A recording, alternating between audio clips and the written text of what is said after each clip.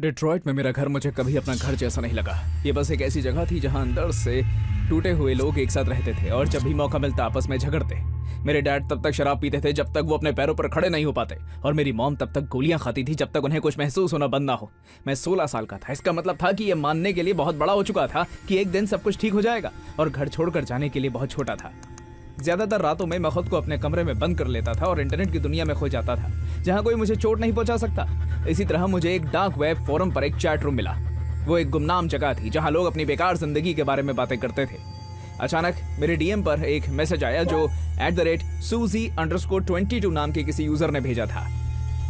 मैंने जवाब दिया और जल्द ही सूजी और मैं हर रात घंटों बातें करने लगे। उसने मुझे बताया कि वो 22 साल की है और एक बुरे रिश्ते में फंसी है। उसका बॉयफ्रेंड उसे बिल्कुल बेकार महसूस करवाता था। मैंने भी झूठ बोला। मैंने कहा कि मैं 23 साल का हूँ, मेरा नाम एलेक्स है और मैं भी चाहता हूँ कि लोग मुझे पहचाने। हमारी बातचीत ही हमारी पूरी दुनिया बन गई थी। वो अकेली ऐसी इंसान थी जो मुझे समझती थी और मुझे ये महसूस करवाती थी कि मैं किसी के लिए जरूरी हूँ। कुछ हफ्तों बाद सूजी ने कहा कि काश उसे मेरे जैसा कोई ऐसा इंसान पहले मिला होता जो उसकी परवाह करता। उसने सुझाव दिया कि हम मिलें और देखें कि क्या हम असल जिंदगी में एक दूसरे से जुड़ पाते हैं। मैं मान गया। उसने मुझे अगली रात 8 बजे ग्रेजुएट एवेन्यू पर बने बस स्टॉप पर मिलने के लिए कहा। अगली शाम मेरे मॉम डैड हमेशा की तरह आपस में झगड़ रहे थे और चिल्ला रहे थे। मेरी मॉम रो रही थी और मेरे डैड चिल्ला रहे थे।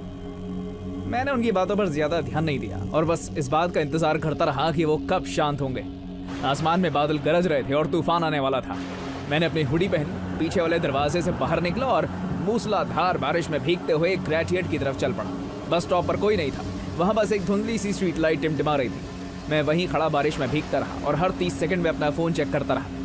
10 मिनट बाद मैंने उसे अपनी तरफ आते हुए देखा। गीली सड़क पर उसकी हील्स की आवाज गूंज रही थी। दूर से ही देखकर मैं समझ गया था कि वो 22 साल से ज्यादा उम्र की है। लेकिन मैंने भी तो झूठ बोला था, इसलिए मैं असल में कोई शिकायत नहीं कर सकता था। जैसे जैसे वो मेरे करीब आती गई, मैंने अपनी हुडी के नीचे अपना चेहरा छिपा लिया। मैंने सोचा कि जब मैं उसे सच बता दूंगा तब मैं उसकी तरफ देखूंगा। वो बिना कुछ कहे कुछ कदम आगे चली और रुक गई। एलेक्स, उसने फुसफुसाते हुए कहा। मेरे सीने में दिल जोरों से धड़कने लगा। सूजी, उसने बिना मुड़े सर हिला दिया। चलो चले। मैंने अपना सर झुकाए रखा, हुडी ऊपर खींच रही थी और हाथ जेबों में था। कपड़ों से बारिश का पानी टपक रहा था। हम एक दूसरे के बगल में चल रहे थे, लेकिन खुशी या उत्साह महसूस करने के बजाय मुझे कुछ अजीब और डरावना सा लग रहा था। सूजी के बारे में कुछ तो गलत लग रहा था। ये खामोशी अजीब सी थी। ऑनलाइन वो हमेशा बहुत बातूनी और मिलनसार लगती थी, लेकिन सामने से वो बहुत दूर और अनकंफर्टेबल सी लग रही थी। तुम आज काफी चुप हो। तुम भी तो हो। उसकी आवाज में तनाव था। तुम वैसे नहीं लग रहे जैसे मैंने सोचा था। हाँ, मुझे लगता है कि मुझे तुम्हें कुछ बताना चाहिए। मैंने गहरी सांस ली। मैं असल में 23 साल का नहीं हूँ। मैं 16 साल का हूँ। मेरा असली नाम विंसेंट है। वो चलते चलते रुक गई और बिल्कुल सीधी खड़ी हो गई। विंसेंट? हाँ, विंसेंट कारमाइकल। मैंने ऊपर देखा और अपनी हुडी नीचे कर ली। बारिश की बूंदें मेरे चेहरे पर पड़ रही थी और वो मुझे घूरे जा रही थी। चेहरा पीला पड़ गया था, आंखें फटी की फटी थी और मुंह खुला हुआ था। ऐसा लग रहा था जैसे किसी ने उसके मॉम। वो चीख पड़ी, अपना मुंह ढक लिया और पीछे हट गई। नहीं नहीं नहीं नहीं नहीं नहीं नहीं नहीं, ये नहीं हो सकता। तुम नहीं हो सकते। ये ठीक नहीं है। वो अपना सर हिला रही थी। तुम सूजी हो? मेरी आवाज गले में ही घुट कर रह गई। तुम ही हो जिससे मैं इतने दिनों से। हम बारिश में खड़े एक दूसरे को घूरे जा रहे थे। एक पल के लिए हम में से कोई भी हिला नहीं, जैसे एक कड़वी सच्चाई हम पर टूट पड़ी हो। रात भर की वो सारी बातें और जो कुछ भी हमने एक दूसरे को बताया था, वो सब बस एक माँ और बेटे की बातें थी जो अपनी जिंदगी की मुश्किलों से भागने का कोई दूसरा रास्ता ढूंढ रहे थे। हम दोनों ही कुछ महसूस करने के लिए इतने बेताब थे कि हमने ऑनलाइन अजनबियों के सामने अपना दिल खोल कर रख दिया था। मुझे जाना होगा। मैं अभी तुम्हारी तरफ देख भी नहीं सकती हूँ। मॉम, रुकिए। लेकिन वो पहले ही मुड़कर सड़क पर दौड़ने लगी। उनकी हील्स पानी के गड्ढों में छप छप कर रही थी। मैंने उन्हें आवाज दी, लेकिन वो रुकी नहीं और एक मोड़ के पीछे गायब हो गई। मैं वहां बारिश में 1 घंटे तक खड़ा रहा। मैं हिल भी नहीं पा रहा था और ना ही कुछ सोच पा रहा था।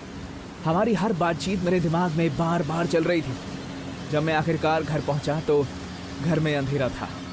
डैड गैरेज में बेहोश पड़े हुए थे और माँ के बेडरूम का दरवाज़ा खुला हुआ था। उनका बिस्तर खाली था। वो कभी घर नहीं लौटे। मैंने कई दिनों तक इंतज़ार किया और उनका कमरा, उनका फ़ोन और हर चीज़ चेक की, मैंने उनके सेल फोन पर कॉल किया, लेकिन कॉल सीधे वॉइसमेल पर चला गया। तीसरे दिन डैड ने गुमशुदगी की रिपोर्ट दर्ज कराई। पुलिस ने तलाशी ली, लेकिन कुछ नहीं मिला। वो बस गायब हो गई थी। 2 हफ्ते बाद डैड जब एक बार से घर लौट रहे थे तो एक नशे में तो ड्राइवर ने उन्हें टक्कर मार दी। टक्कर लगते ही उनकी मौत हो गई। मुझे समझ नहीं आ रहा था कि मैं क्या करूं। अब मैं 18 साल का हूं और लैंसिंग में अपनी मौसी के साथ रहता हूं। अभी भी मिशिगन में ही हूं, लेकिन डिट्रॉइट से इतनी दूर कि मुझे वो पुराना घर दिखाई नहीं देता और ना ही मैं उस बस स्टॉप के पास से गुजरता हूं। पुलिस को मॉम कभी नहीं मिली। केस अभी भी खुला है, लेकिन अब कोई भी सच में उनकी तलाश नहीं कर रहा है। वो बस एक और गुमशुदा इंसान है जिसने अपनी जिंदगी से मुंह मोड़ लिया हो। लेकिन मैं सच जानता हूँ। मैं जानता हूँ कि उन्होंने घर क्यों छोड़ा। वो उस घर में अपने उस बेटे के साथ नहीं रह सकती थी जिसे उन्होंने अनजाने में ही सब कुछ बता दिया था। वो बेटा जो उसका इमोशनल सपोर्ट और उसकी पनाहगाह बन गया था। हम दोनों इतने टूटे हुए थे और किसी से भी जुड़ने के लिए इतने बेताब थे कि हम एक दूसरे से सबसे बुरे तरीके से जुड़ गए। कभी कभी मैं सोचता हूँ कि क्या वो ठीक है और क्या उन्होंने कहीं और अपनी जिंदगी की नई शुरुआत की है। क्या उस रात के बारे में सोचती है वो? क्या उन्हें वो सारी बातें याद है जो हमने एक दूसरे से कही थी? वो सारे राज जो हमने आपस में बांटे थे और वो सारा दर्द जो हमने एक दूसरे के सामने जाहिर किया था। और मैं सोचता हूँ कि क्या उन्हें पता है कि मैं उन्हें समझता था और मैंने कभी उन्हें जज नहीं किया। काश वो घर लौट आती, लेकिन वो नहीं आएंगी, क्योंकि मुझे देखने का मतलब है उस सच्चाई का सामना करना कि हम एक दूसरे के लिए क्या बन गए थे। और ये कुछ ऐसा है जिसे हम दोनों में से कोई भी कभी बदल नहीं सकता है। यूनिवर्सिटी ऑफ मिशिगन में अपने दूसरे साल के दौरान मैं साउथ क्वाड डॉर्म्स में रहता था।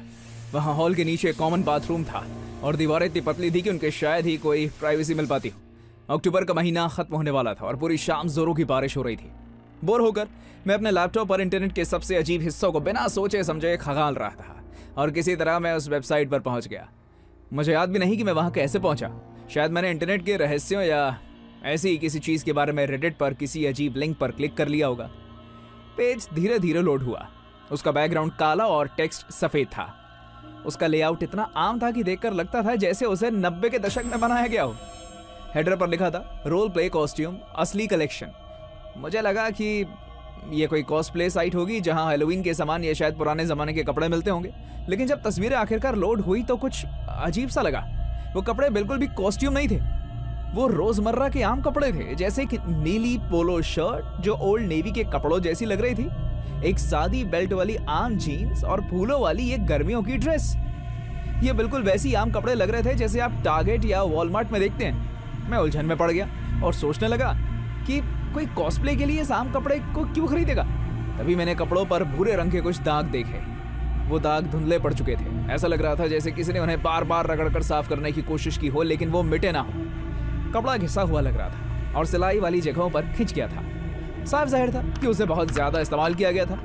मैं पेज के बिल्कुल आखिर तक स्क्रॉल करता गया, लेकिन मुझे कपड़ों का कोई ब्यौरा, कीमत या साइज की लिस्ट नहीं मिली। फिर भी मैं स्क्रॉल करता रहा। उस वेबसाइट में कुछ ऐसा था जो एक अजीब और बीमार करने वाले तरीके से मुझे अपनी ओर खींच रहा था। मैंने पेज के ऊपरी हिस्से में एक ड्रॉप डाउन मेन्यू देखा जिस पर लिखा था एज ग्रुप। उसमें 18-25, 26-35, 36-50 और 50+ जैसे ऑप्शंस थे और सबसे नीचे लिखा था 5 to 10। ये देखकर मेरे पेट में एक अजीब सी घबराहट हुई। इससे पहले कि मेरा दिमाग मुझे ऐसे करने से रोकता, मैंने उस पर क्लिक किया। कुछ ही सेकंड में बच्चों के कपड़ों की तस्वीरें सामने आ गई। वहां कार्टून किरदारों वाली छोटी छोटी शर्ट्स थी, किनारों पर लेस लगी छोटी छोटी राजकुमारी वाली ड्रेसेस थी, कमर पर इलास्टिक और डायनासोर के पैच वाली छोटी जीन्स थी और वेलक्रो वाले बच्चों के जूते भी थे। उन सभी कपड़ों पर वही भूरे रंग के दाग बिखरे थे। धुलाई की वजह से वो दाग हल्के पड़ गए थे और कपड़ा घिसकर पतला हो गया था। एक फोटो में एक गुलाबी शर्ट दिख रही थी जिसके सामने डोरा द एक्सप्लोरर मुस्कुरा रही थी। उसका कॉलर खिंचा हुआ था, गर्दन और कंधों के आसपास गहरे दाग थे। उसके नीचे दिए गए विवरण बॉक्स में लिखा था वो सोते हुए गुजर गई, उसे ज्यादा तकलीफ नहीं हुई। मुझे घबराहट होने लगी और मैंने लैपटॉप बंद कर दिया। ये डरावना एहसास हुआ कि मुझे अभी अभी एक ऐसी साइट मिली है जो मरे हुए लोगों के कपड़े या शायद हत्या के शिकार लोगों के कपड़े बिक्री के लिए रखती है। मैं अंधेरे में वहीं बैठा रहा और खिड़की पर बारिश की बूंदों की आवाज सुनता रहा। मुझे पता ही नहीं चला कि कितना समय बीत गया है जब तक कि दरवाजे पर हुई एक जोरदार दस्तक ने मुझे चौंका नहीं दिया। मैंने आवाज देकर पूछा कि कौन है, लेकिन जवाब मिलने के बजाय एक और दस्तक गूंज उठी। मेरे सीने में दिल जोरों से धड़कने लगा। मैं अपनी कुर्सी से उठा, खुद को शांत रखने की कोशिश की और कहा, कौन है? अभी भी कोई जवाब नहीं आया, लेकिन इस बार दरवाजे पर दस्तक रुक गई। मैं दरवाजे तक गया और अपनी आंख पीप होल से लगाई। बाहर हॉलवे खाली था और फ्लोरेसेंट लाइटें भिनभिना रही थी। मैंने अलग अलग एंगल से देखने की कोशिश की लेकिन मुझे कोई दिखाई नहीं दिया। कुछ सेकंड इंतजार करने के बाद मैं वापस अपने बिस्तर पर आ गया। जैसे ही मैं लेटा, दरवाजे पर फिर से दस्तक हुई और इस बार ये कहीं ज्यादा जोरदार थी। जो कोई भी दरवाजा पीट रहा था ना, उसे दरवाजा तोड़ने में जरा भी हिचकिचाहट नहीं हो रही थी। रुक जाओ, मैं सिक्योरिटी को बुला रहा हूँ। अब तो दस्तक पागलपन की हद तक पहुंच गई थी। दरवाजे पर जोर जोर से हाथ पीटने के साथ साथ दूसरी तरफ खड़ा आदमी दरवाजे पर लाते भी मारने लगा। मुझ में पीप होल से झांकने की हिम्मत नहीं हुई। इसके बजाय मैंने अपना फोन उठाया, कैंपस सिक्योरिटी को डायल किया और फोन स्पीकर पर डाल दिया। कोई मेरे दरवाजे पर है और वो दस्तक देना बंद नहीं कर रहा। साउथ कोर्ट कमरा। मैं रुका और उस घुसपैठिए को चेतावनी दी कि सिक्योरिटी गार्ड जल्दी ही वहां पहुंच जाएंगे। अचानक दरवाजे पर दस्तक फिर से रुक गई। 1 मिनट तक कुछ भी नहीं हुआ, ना कोई दस्तक, ना कोई लात। ऐसा लग रहा था जैसे मैं फिर से अकेला हो गया हूँ। मैंने कॉल काट दी और बिस्तर पर बैठ गया। मैं पसीने से भीगा हुआ था और डर के मारे मेरी सांसें तेजी से चल रही थी। ठीक जब मुझे लगा कि अब सब कुछ खत्म हो गया है, तभी दरवाजे के नीचे से कागज का एक पीला टुकड़ा सरक कर अंदर आया। मुझे किसी के तेजी से दूर जाते हुए कदमों की आवाज सुनाई दी। ऐसा लग रहा था जैसे कोई हॉलवे में दौड़ रहा हो। आवाज धीरे धीरे हल्की होती गई जब तक वो पूरी तरह गायब नहीं हो गई। मैंने 5 मिनट और इंतजार किया और फिर एक हाथ में फोन लिया और भागने के लिए तैयार मुद्रा में दरवाजा खोला। हॉलवे पूरी तरह से खाली था सिवाय जमीन पर पड़े उस पीले कागज के। मैंने उसे उठाया। वो एक स्टिकी नोट था जिस पर काले मार्कर से 4 शब्द लिखे थे। तुम्हारी उम्र कितनी है? मेरे हाथ कांपने लगे। मैं बस उन शब्दों को घूरता रहा। 10 मिनट बाद कैंपस सिक्योरिटी वहां पहुंची। उन्होंने पूरे फ्लोर की तलाशी ली और सिक्योरिटी कैमरा उसकी फुटेज देखी। फुटेज में एक लंबा चौड़ा आदमी दिखाई दिया जिसने गहरे लाल रंग का चोगा पहना हुआ था। वो मेरे दरवाजे पर जोर जोर से दस्तक दे रहा था और लाते मार रहा था। उसका चेहरा चोगे की हुड से ढका हुआ था। उन्होंने मुझसे उस नोट के बारे में पूछा। मैंने उन्हें वो नोट दिखाया और उस वेबसाइट के बारे में बताया। मैंने अपने लैपटॉप पर वो वेबसाइट खोलने की कोशिश की लेकिन वो पेज वहां से गायब हो गया था। वहां 404 एरर था। वो मेरा नोट ले गए और कहा कि उसकी जांच करेंगे। वो मुझे सुबह 4 बजे मेरे कमरे में अकेला छोड़कर चले गए। मैं सोया नहीं और लगातार दरवाजे के पीप होल से झांकता रहा और अपने दरवाजे पर नजर रखता रहा। आखिरकार बारिश रुक गई लेकिन मुझे उसका शायद कोई एहसास हुआ होगा। अगली सुबह मैंने उस वेबसाइट को फिर से ढूंढने की कोशिश की। मैंने नाम के हर वेरिएशन को सर्च किया और अपने ब्राउजर की हिस्ट्री भी चेक की लेकिन कुछ नहीं मिला। ऐसा लग रहा था जैसे उसे पूरी तरह से मिटा दिया हो। मैं अपने जूनियर ईयर में हूँ और अब एक अलग डॉर्म में एक अलग रूममेट के साथ रहता हूँ। उस रात के बाद वो आदमी कैंपस के आसपास कभी नजर नहीं आया। लेकिन मैं आज भी उस वेबसाइट के बारे में सोचता हूँ, उन दागदार कपड़ों और बच्चों वाले सेक्शन के बारे में, और मैं उस इंसान के बारे में सोचता हूँ जो उस रात मेरे दरवाजे के बाहर खड़ा था। उन्हें पता था कि मैं उन्हें देख रहा था और वो चाहते थे कि मुझे ये पता चले कि उन्हें इस बात की जानकारी है। आज भी जब मैं ये समझने की कोशिश करता हूँ कि उस व्यक्ति ने इतनी जल्दी मेरी लोकेशन कैसे पता लगा ली, सिर्फ इसलिए क्योंकि मैंने एक रहस्यमय लिंक पर क्लिक किया था जो एक खौफनाक वेबसाइट पर ले जाता था, तो मैं अंदर तक हिल जाता हूँ। आजकल इंटरनेट एक बहुत ही अंधेरी जगह बन चुकी है और यहाँ सच में कोई भी सेफ नहीं है। मैंने मैडिसन विस्कॉन्सिन में कॉलेज की पढ़ाई की। पहले साल में एक नए स्टूडेंट्स के हॉस्टल में रहा और फिर दूसरे साल अपने रूममेट मार्कस के साथ यूनिवर्सिटी के एक अपार्टमेंट में रहने लगा। मार्कस शांत स्वभाव का था और ज्यादातर अपनी दुनिया में ही खोया रहता था। वो कंप्यूटर साइंस का स्टूडेंट था और अपना ज्यादातर समय ऑनलाइन बिताता था। हम बस 2 लड़के थे जो मिलकर किराया देते थे। एक रात मैं अपने लैपटॉप पर ऐसे ही कुछ समय बिता रहा था और इंटरनेट की दुनिया में भटक रहा था। मैंने कुछ डार्क वेब फोरम पर क्लिक किया और मुझे एक वेबसाइट मिली जो दिखने में किसी कुकिंग ब्लॉग जैसी लग रही थी। उसका बैकग्राउंड काला था और फॉन्ट काफ़ी स्टाइलिश था। हेडर पर लिखा था खास रेसिपी, जिसके साथ प्लेट में सजे हुए पकवानों की तस्वीरें थी। वो पकवान देखने में बहुत ही शानदार और किसी प्रोफेशनल शेफ की तरह सजाए हुए लग रहे थे। मैंने उन रेसिपीज को पढ़ना शुरू किया। शुरू की कुछ रेसिपीज तो बिल्कुल आम थी, लेकिन फिर मेरी नज़र उनमें इस्तेमाल होने वाले प्रोटीन की लिस्ट पर पड़ी। चिकन या बीफ की जगह उसमें सिर्फ मांस लिखा था और साथ में उसे पकाने के बारे में कुछ खास इंस्ट्रक्शंस थी। कम उम्र के लोगों के लिए मांस को 12 से 24 घंटों तक मैरिनेट करें। ऐसा करने से मांस ज्यादा मुलायम रहता है। ज्यादा उम्र के लोगों के लिए धीमी आंच पर पकाने की सलाह दी जाती है। जैसे जैसे मैं आगे बढ़ता गया मेरे घुटने कांपने लगे। 20 से 30 साल की उम्र की महिलाओं का मांस सबसे ज्यादा स्वादिष्ट होता है। पुरुषों के मांस को मुलायम बनाने के लिए कुछ अलग उपाय करने पड़ते हैं। 18 साल से कम उम्र के लोगों के मांस में मसाले बहुत कम डालने चाहिए ताकि उसकी नेचुरल मिठास बनी रहे। ये सब क्या बकवास है? उसमें हर चीज बहुत डिटेल से और किसी मेडिकल रिपोर्ट की तरह लिखी थी। जैसे किसी के मांस काटना है, शरीर का कौन सा हिस्सा सबसे ज्यादा मुलायम होता है, हड्डियां कैसे निकालनी है, पकाने का सही तापमान क्या होना चाहिए और प्लेट में खाना कैसे सजाना है। ये एक ऐसी वेबसाइट थी जिस पर इंसानी मांस खाने की रेसिपी दी गई थी। अरे तुम क्या देख रहे हो यार?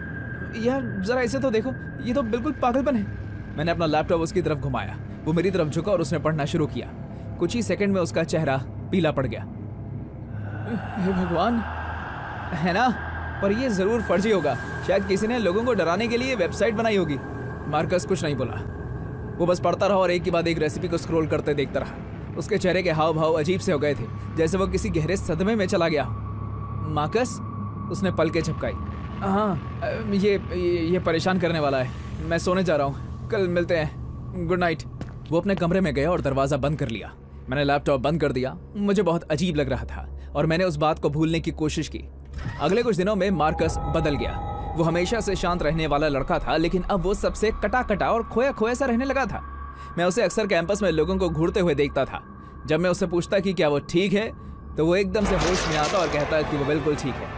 अगले हफ्ते कई लड़कियों ने मार्कस के खिलाफ शिकायतें दर्ज करवाई।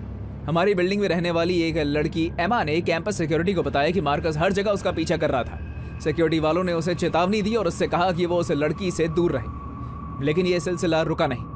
सोफिया नाम की एक और लड़की ने बताया कि मार्कस ने उसे लॉन्ड्री रूम में घेर लिया था और उससे पूछा कि उसका वजन कितना है और क्या उसे कोई बीमारी है। जब उसने वहां से जाने की कोशिश की तो मार्कस ने दरवाजा रोक लिया और लगातार सवाल पूछता रहा। कॉलेज बोर्ड ने इस मामले में दखल दिया, मार्कस को बुलाया और उसे चेतावनी दी कि अगर उसने लड़कियों को परेशान करना बंद नहीं किया ना, तो उसे कॉलेज से निकाल दिया जाएगा। मैंने उससे इस बारे में बात की। यार ये सब क्या है? तुम इतने अजीब और डरावना बर्ताव क्यों कर रहे हो? ऐसा कुछ भी नहीं है, मैं तो बस जानने की कोशिश कर रहा हूँ। वो अपने कमरे में गया और दरवाजा अंदर से बंद कर दिया। एक हफ्ते बाद एक फ्रैट पार्टी थी। मैं वहां गया, लेकिन मार्कस ने कहा कि वो घर पर रहेगा। मैंने उसे परेशान नहीं किया। मैं रात के लगभग 2 बजे वापस आया। मुझे थोड़ा नशा था और मैं काफ़ी थका था। मेरी चाबी काम नहीं कर रही थी क्योंकि दरवाज़ा अंदर से डेडबोल्ट से बंद था। मैंने दरवाज़ा खटखटाया। मार्कस, दरवाज़ा खोलो। उसने कोई जवाब नहीं दिया। मैंने और ज़ोर से दरवाज़ा खटखटाया और अपना कान दरवाजे से सटा दिया। मेरा पूरा शरीर एकदम से सुन पड़ गया। दरवाजे के अंदर से किसी के दबी दबी से रोने की आवाज़ आई और उसके बाद एक की चीखने की आवाज़ जो अचानक ही बीच में रुक गई। मेरा खून जम गया और मेरा दिल जोरों से धड़कने लगा। मैंने अपने दोनों हाथों की मुट्ठियों से दरवाजे पर जोर जोर से पीटना शुरू किया।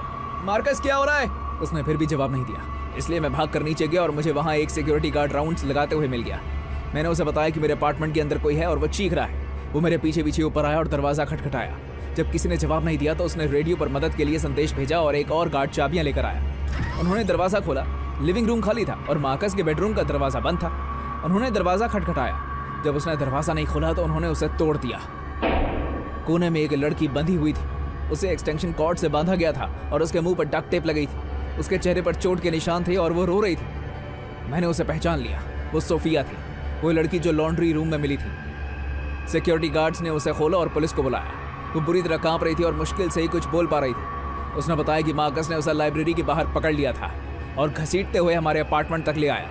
वहाँ उसने उसे बांध दिया और जब उसने छूटने की कोशिश की तो उसे मारा पीटा। कहाँ पर है वो? गार्ड ने पूछा। वो चला गया। उसने कहा कि वो कुछ सामान लेने के बाद वापस आएगा। पुलिस और भी कई सवाल लेकर वहाँ पहुंची और सोफिया को अस्पताल ले जाया गया। हम तब तक इंतजार करते रहे जब तक मार्कस वापस नहीं आया। उसके हाथों में हार्डवेयर और किराने की दुकान का कुछ सामान था। जब उसने पुलिस वालों, सिक्योरिटी गार्ड्स और हमारे अपार्टमेंट के बाहर खड़े बाकी सभी लोगों को देखा तो उसका चेहरा डर के मारे पीला पड़ गया और वो वहाँ से भाग गया। पुलिस वालों ने उसका पीछा किया और उसे 3 ब्लॉक दूर जाकर पकड़ा। जब उन्होंने उसके बैग्स की तलाशी ली तो उन्हें उसमें एक बड़ा सा मांस काटने वाला चाकू, मोटी प्लास्टिक शीट, इंडस्ट्रियल क्लीनिंग का सामान, जिप टाइज, मसाले, मैरिनेशन का सामान और ताज़ी सब्जियां मिली। पूछताछ के दौरान मार्कस ने ये सब बात कबूल कर ली कि उस वेबसाइट की वजह से उसके मन में एक अजीब सा जुनून पैदा हो गया। वो ये जानना चाहता था कि इंसान के मांस का स्वाद कैसा होगा। वो हफ्तों से इस पूरी वारदात की प्लानिंग कर रहा था। लड़कियों का पीछा करना उसकी योजना बन गई थी। सोफिया उसका निशाना थी। उसने तय किया कि उस रात जब मैं पार्टी में गया हुआ हूँगा तब वो सोफिया को काट कर उसके मांस को पकाकर खाएगा। अगर मैं समय से पहले घर ना आता और अगर मैंने उसकी चीख ना सुनी होती तो सचमुच ऐसा कर देता। मार्कस अब जेल में है जहाँ उसे कम से कम 25 साल की सजा काटनी होगी। सोफिया थेरेपी ले रही और मैंने अगले ही दिन वो अपार्टमेंट छोड़ दिया। अब तो मैं उस बिल्डिंग की तरफ नजर उठाकर भी नहीं देख पाता। मैंने अपनी पढ़ाई पूरी कर ली और अब मैं शिकागो में रहता हूँ, लेकिन मैं आज भी उस वेबसाइट के बारे में सोचता हूँ और ये समझने की कोशिश करता हूँ कि इस पूरी भयानक घटना में मेरा क्या रोल था। अगर मैंने उसे वेबसाइट ना दिखाई होती तो क्या ये सब कभी होता ही नहीं। इससे मुझे ये सोचने पर मजबूर होना पड़ता है कि कितने और लोगों ने वो गलती की जो मैंने की, कितने लोगों को वो साइट मिली और कितने और लोगों को वही आइडिया आया जो मार्कस को आया था। उनमें से कितने लोगों ने असल में उन आइडियाज पर काम किया और सचमुच सफल हो गए।